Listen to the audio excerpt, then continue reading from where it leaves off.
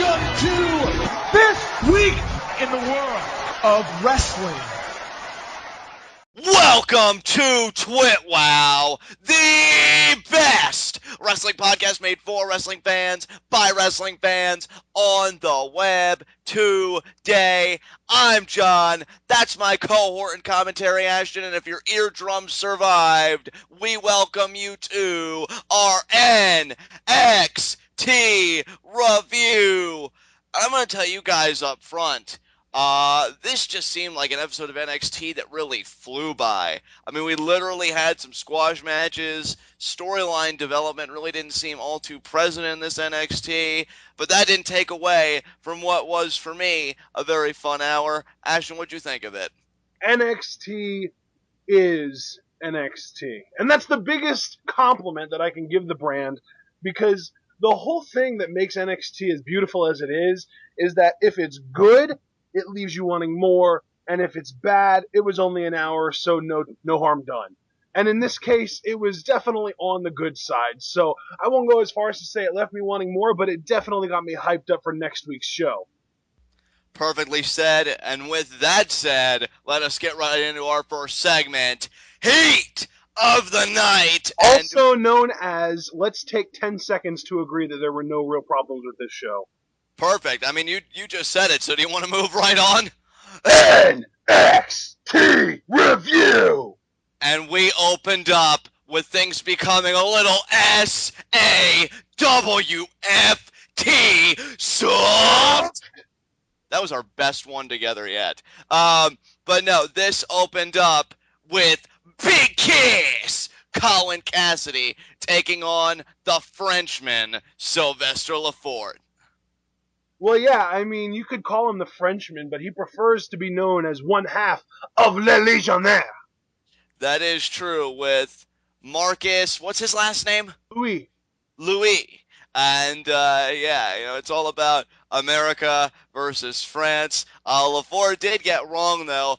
Big Cass's location, because they're from New York, see, Queens River, and they said that they were piles of garbage from New Jersey. As a person formerly from New Jersey, I could understand the mix-up, because most of the people from my state are garbage, but yeah, get your geography right next time. That's called home court advantage. Oh yeah! How you doing? So, this match was about as squashy as a squash match can possibly squash. Absolutely. I don't even remember Lefort getting any offense, dude. Literally all I remember is the East River crossing from Cassidy, which everybody knows is the seated swing bottom. And then they gave a name to his elbow, Ashton. Do you remember it? No, I don't. I do remember that they gave it some kind of name. You know what? Start talking. I'll look it up, see if I can find something. Yeah, the match was literally that short. You could do that. So yeah, he nails the East River crossing. He leads the crowd in fist pumps of SAWFT soft, and goes off the ropes. Nails the elbow, whatever they called it. They pretty much rockified it, so to speak. So I guess Colin Cassidy is slowly but surely making his ascent to being the next People's Champion. And he gets the 3 count. I mean, you want to talk about a dominant, decisive victory? That was pretty much it right there. Colin Cassidy continues to roll on. And, I mean, him and Enzo have never looked better. I really believe that these guys are going to be the next NXT Tag Team Champions. I hope they're the next NXT Tag Team Champions because the crowd absolutely loves them. And yeah, Big Cass just continues, man, to absolutely be dominant. I'm loving it. Absolutely. Unfortunately, I didn't actually find the name of his finisher, the elbow drop, but let's just kind of acknowledge that it's a jumping elbow drop, and he does like a stylized thing while he's in the air. I don't even know what to call it. Right. I personally like it. Like I said, it's almost like he's molding himself just a little bit after The Rock in terms of like the mannerisms of the maneuvers and everything, which seems pretty cool. But yeah, they're just so likable. I see nothing but the brightest of futures for both Enzo and Big Kiss. And hey, let's not cut Marcus Louis and Sylvester Lefort short. Yeah, you know what? I wouldn't. I absolutely would not. In fact, I see potentially like a new La Resistance if these guys ever make it up to the main roster. So, it's interesting what these two guys could bring to the table. Except, they don't suck. Pretty much, yeah. I mean, I enjoy Sylvester before. I think he's definitely got a charisma there. And Marcus Louis, I mean, if those leaked NXT presentations are any indicator, he too has a lot of charisma, for days to be able to cut a worthwhile promo. Absolutely. All right, dude. So after this squash match, we didn't really get any other kind of acknowledgement of the squash. They just kind of celebrated on the way out, Marcus Louis and Sylvester Lafort. I think Marcus Louis helped him out because he was kind of selling the pain from the match and limping a little bit. That's about it, though. After the match, though, we got a tag team women's match. Becky Lynch and Bayley versus, and I'm only going to say this once, even though commentary really tried to drill it home. They said it probably about a dozen times over the course of this match. What's left of the BFFs? Absolutely. What's left of the BFFs is currently the NXT Women's Champion Charlotte and her former best friend, as we will see later, Sasha Banks. You know what, Ashton? I really come to believe, and I think you and I have for a while now, so this certainly isn't anything new, that the women of NXT, I think, are one of the biggest and best parts of their program. Because if it wasn't for the main event that we got later in the night, I would have called this my match of the night. I thoroughly enjoyed this. I thought where it really shined was the storytelling aspect. We saw Becky Lynch and Bayley really working well together, where it seemed like the BFFs really kind of struggled at times, but never really any blatant miscues between the two. Some great back and forth action. The story seems to be, that Bayley is coming for the NXT Women's Championship, and Becky Lynch is always so much fun to watch, as I learned from her debut just last week. And but unfortunately, though, for Miss Lynch, the luck of the Irish was not on her side tonight. No, and you know what, dude? Before we even talk about the finish of the match, I just want to say I am so happy that either let me one of two things: either A, they let her, or B, she decided to, without them knowing, drop the freaking stupid little two-step dance that she did. Yeah, absolutely. Because I just think that's really shoving the quote-unquote Irish roots in your face. And I feel like any little tweaks like that to make it more refined, a little more subtle, always goes a long way. So I agree with you. And yeah, I loved all four women in this match. Oh, also, one more thing I want to mention before we get to the finish, because you reminded me of something else. I thought Byron Saxton's commentary was great here, particularly towards Sasha Banks, because she definitely deserves a lot more shine, I think, from a lot more people. So that was great. And yeah, I just thought this was a really fun match. Yeah. As far as the finisher goes, or the finish goes, I say finisher because that's what Charlotte used to win here. Becky Lynch was just kind of bent over, and Charlotte hits Bow Down to the Queen for the win. So there you go. Yeah, there was a time, if I had seen this when I was much younger, I probably would have been upset that Becky Lynch ate the pin so soon after debuting. But you know what? It makes sense because they're probably still playing her up as the quote unquote rookie of NXT. Right. I mean, Charlotte is really, the only champion. people that were going to eat a pin in this match were her or Sasha, and they spent pretty much all match building Sasha up. So it would have seemed kind of against what you would typically think if Sasha would have eaten the pin after they spent all match building her up. Exactly.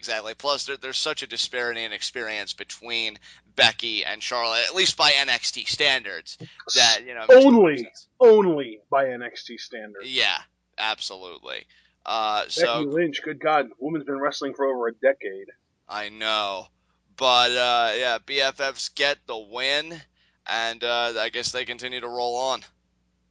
Absolutely. All right, so now here's where things start to get interesting. Now, granted, that I don't think that was the match of the night because we had an amazing match later on in the night that I'm actually surprised you forgot about already. And if you didn't forget about, then I'm even more surprised that you're overlooking it. Oh no! Remember what I said? I said if it wasn't for a match that we got later. Oh, okay. Never mind. Yeah, I agree with you then. So up next we had an interview. Justin Gabriel was getting interviewed by Devin Taylor, but he got interrupted by Tyson Kidd, who basically said that if you want to get back to where you were, I mean, you were at one point on Raw, on SmackDown. If you want to get back to that point, you've got to take your foot and press it down on anybody you come across in NXT. And it basically kind of tells the story of two former main roster guys trying to get their spot back by holding NXT talent down. What I like about this angle is that there is like a layer of truth to it. Because, especially given like all the Office releases and everything as of late, I think it is a business where you have to fight for your spot every single day. You can never get complacent, even if you do find yourself demoted from one show to the next. And now it's about two guys that want to fight back up because they were in a place of greater prominence only a few years ago. I mean, Justin Gabriel, my God, we're talking about a former multi-time tag team champion and a guy who was a part of the Nexus and the If Core. there is any one guy who has fallen so far as to go from main roster down to regular or semi-regular on NXT that I would love to get an Intercontinental Championship run, it's frickin' Justin Gabriel. This dude has been one of, in my opinion, the most underrated talents in the WWE literally since he debuted. I would agree. I mean, he's fun. He's exciting. I haven't really heard much talking from him, but you know what? He's got, I think, like a natural likability about him that I think he probably wouldn't even really need to talk much, at least for my money.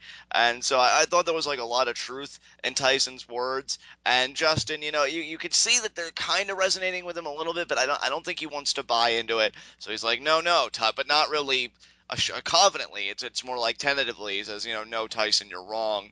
I'm going to prove it to you tonight. And then Tyson pretty much ends up by saying, you know what, you're in purgatory and you don't even know it, but that's okay. We'll see what happens tonight. And that's pretty much so really interesting stuff between these two. Yeah, really interesting stuff. And the character development is definitely going on right here, and I love it. It happens even more later tonight, which we will get to. Up next, we had CJ Parker. And I'm not going to really call it debuting a new look, but definitely repackaged in a way because he has new theme music, more serious tone. He changed his hair a little bit, and he's not really preaching what everyone else is doing wrong. He's more just kind of preaching his message of how to be right. I think these were the necessary tweaks. I still can't say that I necessarily like CJ Parker, but let me tell you something. Yeah, I know you do, which first of all, I think that's huge. And second of all, for me, I do feel like I'm close. He's come a lot farther with me than when he was a few months ago. I will definitely say that. He faces an unknown wrestler who we would come to know at the expense of many laughs, Steve Cutler, who Parker pretty much dominates here, Ashton. Yeah, but you know what, though? Regardless of the match itself, he actually cut a really solid promo here. Wasn't that after the match, or was that before? I think it was after the match, but the match isn't. I mean, the only thing noteworthy from the match is CJ Parker now uses an axe kick as a finisher. Right. Which Ashton knew that I hated the palm strike. He actually likes it, so we were a bit divided on that issue. I'm not crazy about the axe kick either, but I guess it's a step up, so it's whatever for me. Yeah. So yeah, now I mean, like I said, he cut the promo, and the promo was actually targeted towards Xavier Woods, which I'm not really sure. At what point did Xavier Woods offend CJ? You know what? I don't think it was a matter of offense, Ashton. I just remember, vaguely mind you, so many weeks ago that CJ Parker, I think, interrupted an Xavier Woods matchup by like marching around with one of his signs. Oh. And you know what, though? I like how they explained it, or I like how CJ more specifically explained it here, because he basically made it seem like, you know what, Xavier Woods, or should I say Dr. Woods, he basically called him out for I'm trying to, I think if I recall correctly, and now I want to make this perfectly obvious to everyone, John and I are recording this the morning after we watched NXT, so a few details are kind of fuzzy, but if I remember correctly, he called Xavier Woods out on basically not deserving a spot on the main roster and something that CJ would rather have than Xavier Woods. You know what's funny is that I really didn't think about it until now. I don't think WWE will go this route because honestly, I don't even really think they remembered what they were doing with Xavier Woods. But I remember a few weeks ago he did a Raw like backstage pass or whatever, where he seemed really frustrated. It was after he lost to Bo Dallas, and he said, I can't win to save my life. I would love to see them kind of marry those two paths. Maybe Xavier Woods, to kind of justify his place, puts his spot on the line against CJ, and he loses, so they kind of switch places. Xavier Woods goes back to NXT, and CJ Parker goes to the main roster. But of course, CJ would stay heel, but I'd probably also have Xavier Woods turn heel out of frustration, so we get like two heels out of the deal. That's what I would personally do. That would be my end game, is that Xavier Woods, feeling affronted by this, would put his spot on the line and come up short. I'd be curious to see how they handle this. So yeah, and what I could see that exact thing happening, but rather than Woods turning heel immediately, I could see him going away for a few months and then coming back as a heel. That, I think, would work as well. And you know what? Besides Jack Swagger turning face, which is my big fascination for so many years, I would be curious to see how Xavier Woods would operate as a heel, because that I've liked him ever since he was Consequences Creed in TNA. That's how I first heard of him. I liked him ever since then. I think he has a huge upside. I don't know. I think we're in an age that's so oversaturated with talent, which is a good age to be in. Don't get me wrong. It's just sad for guys like Woods, who just seem to be kind of whatever. So maybe a heel turn would create some interest. We'll have to wait and see. Absolutely. All right, now we can get to the real juice of this freaking pay-per-view, this show. Main event: Sami Zayn, Justin Gabriel. This match was amazing. Oh, whoa, partner. I mean, I agree with you. It was amazing, but we are forgetting something that, for me, personally, was even more amazing. And it's Devin Taylor interviewing Adrian Neville, and who interrupts Neville but the gorgeous one, Tyler Breeze. This was freaking hilarious. We have to talk about this at least real quick. Neville pretty much says, what an honor it was to face RVD, and to get the win over Rob Van Dam, he felt like was even better. And then Breeze comes along, and he says, whoa, Neville. Everybody was impressed with your victory over Rob Van Dam, even me. But that's only because the gorgeous one was on commentary. And I think he pretty much says, wouldn't you love to know when I'm going to cash in my title shot? Neville pretty much says, I'm not afraid, Breeze. Let's do it right now. I'll even put the NXT Championship on the line. And then Breeze is like, oh, well, really? Well, lucky for you, over the weekend, I suffered a career-threatening injury.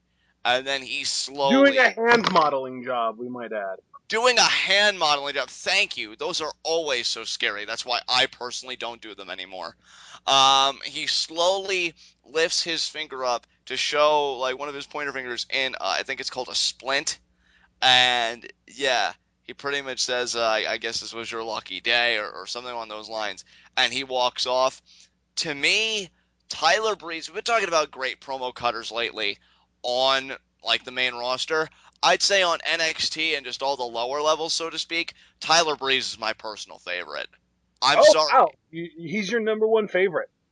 You know what, dude? Honestly, yes, because I realized something that really should have been obvious to me, but it's only now just clicking. Not every great promo artist has to have serious content for their promos. You could be a great promoist being just absolutely hilarious. And I think Breeze does that for me. And comedy is something that I'm very iffy about with pro wrestling. Didn't Bobby the Brain Heenan kind of make a career out of that? Well, see, I didn't really experience much of the Brain. So I can't really say with confidence that I agree with you or disagree with you, because I only saw very few things. I mean, really, isn't that kind of what JBL is making a career out of now? Yeah, you could say that. But see, the thing is, like with JBL, besides like how much you and I constantly just do, I love him, model. Like, he's good, but he doesn't get the laughs out of me that Breeze does. I'm very protective. See, and he cracks me up whenever, like, with Torito, with how he thinks he's a real bull, and the frickin' bunny, and just like right. little comedy idiosyncrasies that he has, I love. I just feel like Breeze, though, as far as an actual in-ring talent is concerned, is so on point that because we see that when any talent we haven't really addressed the elephant in the room either, Santino Marella. Santino's always been a debate with me, though. Yeah, I know you don't personally find him funny, but we're talking comedy mic work. Nobody has really had more of a comedy role in WWE over the course of the last 5-6 years than Santino. And that's true. And I mean, hey, look, his success speaks for itself. I mean, you're talking about a guy who I believe it was the 2010 Rumble where he came down in the final two between him and Del Rio, and he got to compete in a World Heavyweight Championship Elimination Chamber match. And again, it came down to the final two between him and Bryan. Exactly. So his overness, hell, just because I don't find him funny, I am one in a sea of millions, literally millions of people who watch the WWE product. So I realize my one voice at the end of the day, when you put it on that kind of scale, it's irrelevant. But but what matters is, like, I'm just speaking for me personally, Ashton. That to me, I have not seen anybody better on a comedic front that at the same time can be so serious when he needs to be. And I think that's the biggest difference between him and Santino. We seriously need to watch Zoolander one of these days because you will realize just how much Tyler Breeze is influenced by him. Dude, you and I watched the trailer because you and I were debating watching that film one particular night, but then we decided on something else. And even in the trailer alone, I could see, like, the parallels between it. But to me, I guess what I'm really trying to say, so we can move on to the main event, Tyler Breeze, I think, is my favorite NXT talent, all things considered. I do think he should be the next NXT champion. And if he doesn't win it, then do everybody a favor and just get him up to the main roster. Yep. Preferably without any tweaks. This guy is freaking gold because you know what? Bo Dallas coming up and being received like he has been, that was the confidence boost that I needed to know that Tyler Breeze is going to be okay. I think people are going to eat up Tyler Breeze like you wouldn't believe. That's my personal prediction. Yeah, absolutely. I mean, Breeze is absolute gold, whether you want to look at it as comedy gold, character gold, whatever. Breeze is gold. I am so happy for him that he came away unscathed after interacting with Neville's Uggo face. Well, I guess there you go, right? Absolutely. All right. So now that we got that, because honestly, I told you, I tell everybody all the time, I can't remember the exact order of these shows, so I always pull up some kind of a review or a recap to make sure. And the one that I was looking at didn't even have the Breeze segment in there. So how dare they? And thank you for preventing us from committing the same offense. That dirt sheet clearly is populated by Uggos. Clearly. All right. So now, and regardless of how awesome that was, now we can get into my favorite segment of the night: Sami Zayn versus Justin Gabriel. Holy crap! Yeah, you took the words right out of my mouth. This was great, high-flying action. This was a match that if anybody needed proof of your sentiments earlier, that you said that you find Justin Gabriel to be one of the most underrated talents in WWE, this would have been your validation, dude. This would have been the evidence I would have pointed to prove it, because these guys had a barn burner to me. Right, so to me, the whole FCW NXT timeline is broken into three chunks. There's pre-NXT FCW, there is competition NXT FCW, and then there is pure NXT FCW, which is what we're in right now, because it's just they moved FCW to a different arena and call it NXT now. To me, the best match of the pre-competition NXT FCW was Justin Angel at the time versus Caval. I believe you showed me that match, and I agree. That was, like, really terrific. I'm telling you, when you get two high flyers of that caliber, much like you did here again between Gabriel and Zayn, I really think it blows much of what TNA is doing at their current X division out of the water. Yep. So. Exactly. I mean, here's the thing, dude. We always talk about what our favorite whatever is. What's your favorite theme music? What's your favorite finisher? Whatever. My favorite entrance right now for a babyface in the entire WWE landscape is Sami Zayn. I would agree with that, actually. You know, it's funny. When I first heard Sami Zayn's theme, I wasn't sold on it. Now, like, I get why so many people are into it. I get why it's so perfect for him, yeah. It is absolutely freaking perfect. And I know you said, oh, it's perfect for him. To me, that's what makes it special. Because Sami Zayn, the guy, I don't even know what the guy's real name is, to be perfectly honest. Because even before he was Sami Zayn, all I really knew him was El Generico. To me, the fact that he loves ska music and he had a lot of influence in picking and and coming up with this theme really shows, man. When he comes out and he shoots his hand up in the air and he's really playing to the crowd, and then he starts skanking on his way down to the ring, like, you can just tell that he absolutely loves what he does for a living. If he wins the NXT Championship while still with this theme, I could just imagine the dancing celebration he's going to have with the audience. Like, it really is going to be that type of theme that lends itself so well to the atmosphere when that moment occurs. Yep. Because it's just going to be so upbeat and jovial, and the elation's going to be at an all-time high. It's going to be crazy. And you know what? Yeah, it really, because I saw on YouTube when I found, like, a particular video of like, an iTunes upload of the theme, and people were saying, "Oh, I don't know if this is right. Sounds like a video game character." Have you ever seen the guy compete? He is like a video game character. So Yeah, really. No, like, yeah, he is ridiculous. he is like. To me, the more people with their criticisms, honestly, in a weird way, their criticisms lent even more to the fact that you could not find a better theme for Sami Zayn. And the fact that this is something that he personally identifies with and can get into, that's why I feel like if you're going to give even the lowest level of talents any kind of creative input, it should be with the freaking music they come out with. Because I just feel like that's going to relate them so much to their personalities as it does with Zayn.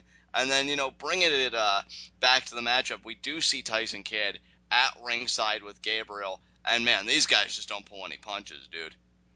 Yeah, I mean, between Sami Zayn hitting yet another beautiful Blue Thunder bomb and Justin Gabriel hitting one of the most dangerous looking moves I think I've ever seen, maybe not ever, but since they started really worrying about their safety and stuff like that, I've seen anyone do in the WWE. When he did that, like, it looked like he was going for white noise, but then he dropped Sami Zayn's head on his knee rather than the floor. Yeah, I'm trying to think of the technical name for that maneuver, because when I saw it last night, I'm like, I feel like I've seen that maneuver before. But yeah, I could actually buy that as either a finisher in itself, or at the very least for Gabriel, the perfect setup move for the 450, because a guy, I think, just looks out after a maneuver like that. Yeah. Great stuff. Yeah, I mean, not only that, but on top of that, we had one massive tease in this match. I just about lost my mind. Sami Zayn gave us the top rope brainbuster tease. Like, oh, I wanted it so bad. Yeah, you know what? That was a great tease, but I was even more impressed with the finish because they used what has become really one of my personal favorite submission holds. They go back and forth just a little bit more before out of nowhere, Sami Zayn gets locked in the Koji clutch. Yeah, dude, it's one of my favorite combinations. You catch the guy when he's swinging for you. You duck his swing, wrap your arm around his shoulders, and it's an inverted STO into a Koji clutch combo. It's amazing. And Punk used to do that all the time too. It's such a good combination. And kudos to Sami because the transition between like each hold is just so flawless and seamless. And dude, Such a here's the beautiful thing. Not only did he use that and it looked beautiful, Justin Gabriel tapped out to that thing instantly. Definitely, which I think gives it a lot of credibility. Like, there was no tease, there was no, like, rope play where you thought maybe he will, maybe he won't. He just locked it in and tapped. Yeah, with how quickly he got that logged in, like, that was on par with the accolade, with how quick the tap out came. But then after the matchup, Justin Gabriel's recovering. Tyson kind of gets in the ring. He's kind of looking like whatever, like, well, I hate to say I told you so. Oh, wait a minute. No, I don't. I told you so. And Justin Gabriel, still recovering. Sami Zayn looks like he's going to shake his hand, but then Tyson Kidd starts beating him down, stomping him down. Gabriel looks like at first he's going to tell Tyson, Tyson, back off, what are you doing? And then Tyson's like, kick him. And then after a moment's hesitation, Justin actually gives in. So then he turns heel. These two lay the boots to Sami Zayn together, but then the cavalry comes for Sami. AKA your NXT champion, Adrian Neville. Yeah, Adrian Neville makes the save. You know what, Ashton? Because we don't know when Tyler Breeze is cashing in that rematch, I'm going to be the first one to say I see a fatal four-way as Neville's next defense. It's going to be him versus Zayn versus Gabriel versus Kidd. I just have a sneaking feeling. I don't see it working out that way. I think we're going to get a tag team match. Zayn and Neville versus Kid and Gabriel. And I think that if Zayn and Neville win, then we'll get Zayn versus Neville. If the opposing team wins, we'll get a triple threat Neville versus Gabriel versus Kid. Okay, so that's your prediction. Could you see that? Still, I guess bringing Breeze back into the fold. Could you see that before Breeze cashed in his title shot, or you For think sure. that maybe yeah. Okay, so I was just gonna ask if you thought maybe they were just gonna do the Honestly, tag match. dude, I wouldn't be surprised if we got the tag team match next week. I wouldn't either. In fact, I think that's exactly where they're going, if you want my honest opinion. Yep, So, exactly. yeah, it should be fun, and that pretty much concluded NXT. So, I guess moving on to our next segment, High spots and low shots. Yeah.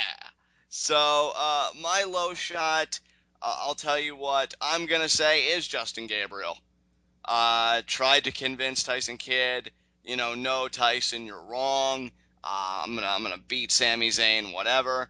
Loses to Sami Zayn after a great back and forth effort, and then out of his own frustrations, turns on the crowd. So Justin Gabriel is back to being a heel, and you know what? It's refreshing to see people of a more high-flying style taking the heel role. That's something I've wanted to see happen for quite a while now. So we have Tyson Kidd, who's kind of like a hybrid, and Justin Gabriel, who definitely earns his bread and butter from off the top rope on the dark side, and I'm feeling good about it. Yeah, I mean, it's definitely worth feeling good about. These guys are going to be exciting because that's just how they are. I mean, as much as you want your heels to be really easy to boo and kind of make everybody angry and make people want to chant "you suck," at the end of the day, if your heel's exciting, to me, that's worth not getting 100% boos, because I like it when my heels are exciting, because I want all of my so-called players, and I say players because it's just a football reference and I just don't care enough to change my wording. I want all of my players to be exciting. I want all of my, I guess you could say, chess pieces to have something in their arsenal that they can do to get the crowd going. Completely agree with you. Justin Gabriel, I think, fits that mold to a T. So now let me ask you, Ashton, who is your low shot? My low shot is Becky Lynch. She debuted last week and won, and then this week in her second match, she got pinned. Enough said.